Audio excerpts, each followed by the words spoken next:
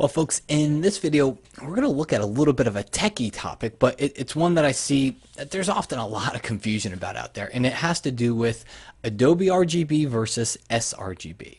Okay, and I want to show you where you can change this in Photoshop, but more importantly, I just want to kind of get out there where it matters most, and that's probably the most important thing that you can get from this video is where does this whole color mode, this whole color profile, where does it matter? So take a look at these two images. Here's one sRGB, same exact photo, and then here's one that's Adobe RGB. We can verify. Let's go to the sRGB. I'll go down to my convert to profile, and you'll see that my source color space is indeed sRGB. Let's go over to the Adobe one and edit color, convert to profile, and you'll see that the source is indeed Adobe RGB. So let's start off with the first kind of misconception that I see, and that is you got sRGB here, you got Adobe RGB here. In fact, let's take it one step further. Let's compare them side by side. Okay? Is there any difference? No. What you see in one image is the same thing as the other image. You should see virtually no change between these two images on either side here, whether it's the sRGB or the Adobe RGB. So why is that? It's because the sRGB image, well, honestly, that's pretty much what your computer screen will display. Even the Adobe RGB, it's got more colors in it. All right, these are color modes. Okay, these are profiles that go along with the mode of color that you're working with. There's the sRGB profile and there's the Adobe RGB profile. The sRGB, if you think about it, it's like a box of crayons. It's not that big monster box of crayons like the 100 and some odd colors that you had in that huge box of Crayolas. It's a little bit smaller. It's maybe the 64 count box, right? Where the Adobe RGB, that's the big monster box. However, it doesn't mean you always use all those colors. Here's a perfect example. They both look the same on the computer screen.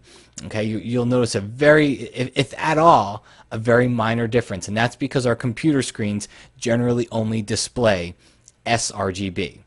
Okay, that doesn't mean not to use Adobe RGB. If you're doing all of your work for the web and you never ever print anything, then sRGB is fine.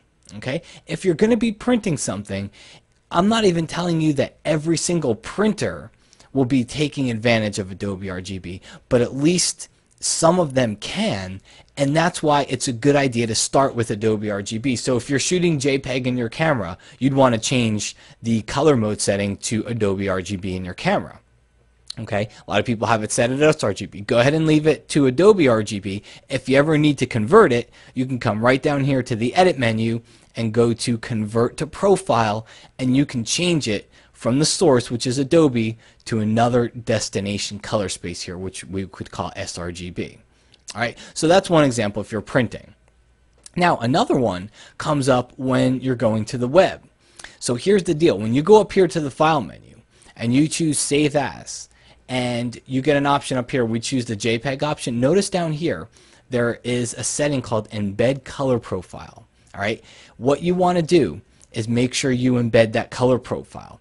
It used to be, and in some web browsers still the case, but for most of the web browsers they've updated, that you actually had to save them in the sRGB color space for the web. If you didn't, then your web browser had a hard time reading the Adobe RGB and your colors didn't look quite the same as they did when you were looking at it in Photoshop.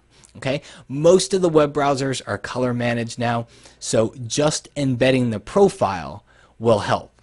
Okay, because now you'll get a more accurate representation when you look at it on the web. You want to embed the profile, go down here to File, Save As, embed the profile, and that way what you're doing is you're keeping your web browser from having to guess what it is. And depending on whatever the source is, your web browser could guess wrong, and that's where you could come into problems where what you see right here inside of Photoshop, even though sRGB and Adobe RGB look the same inside of Photoshop, if I take this Adobe RGB image, I save it as a JPEG without a profile, somebody throws it up onto the web, and it doesn't quite look right. Okay, so you want to make sure you put that profile in. You also want to do it in case you're giving this image to somebody else to print. Okay, you want to make sure you send them the Adobe RGB image. It's like resolution. All right, we always start at a high resolution because we can work down if we need to. So that's what I always recommend to people. At least start at Adobe RGB. Okay, you're getting your photo into a larger color space right off of the bat. And that way, if you ever do need to downsize it to something less like sRGB, it's fine. You can get down to sRGB. But what you can't do is start at a smaller color space and go into a larger color space. That's what you can't do. For example, if I wanted to come down here to edit, convert to profile, it might let me convert to, let's say, Pro Photo. It'll let me convert to the color space, but I'm not getting the advantage. Okay, and that throws in a whole nother discussion, which we'll cover in another video. But if you're shooting in the RAW format, you also get the option to choose the Pro Photo RGB option here. Okay, so if you're shooting in RAW and you're using Camera Raw, you can work in Pro Photo. If you're using Lightroom, you can also work in Pro Photo, and that's the biggest color space out of the three. So I always tell people that are shooting in RAW, actually start in Pro Photo. You can't always use it. You won't be able to always take it. In fact, you'll barely ever be able to take advantage of it, but you never know. And that way, you at least have the opportunity to go into that larger color space. You start there. You can always convert down, and it literally is just a quick setting away. Edit, convert to profile, and I change it to a whole nother color space. Okay? So kind of a quick recap here. When it comes to viewing photos on screen, don't think you're going to be seeing a difference. All right, if you don't see a difference, it doesn't mean there's something wrong. You're not really doing this. You're not working in sRGB or Adobe RGB to see a difference on screen because they look pretty much the same. You're doing it more for your output. Okay, and if you're going to be printing, you might as well try to take advantage of that Adobe RGB color space. You don't have to bring it down to sRGB because some printers will take advantage of it. If you're going to go straight to a computer screen, sRGB is fine. The one thing that I always recommend is whatever you're doing, go to File, Save As, and just turn on that Embed Color Profile option, because that way, wherever place you're going to, whether it's the web or a printer, you're giving it to somebody, that way they don't have to guess what color profile this image is. You've embedded it in there, so they'll automatically know.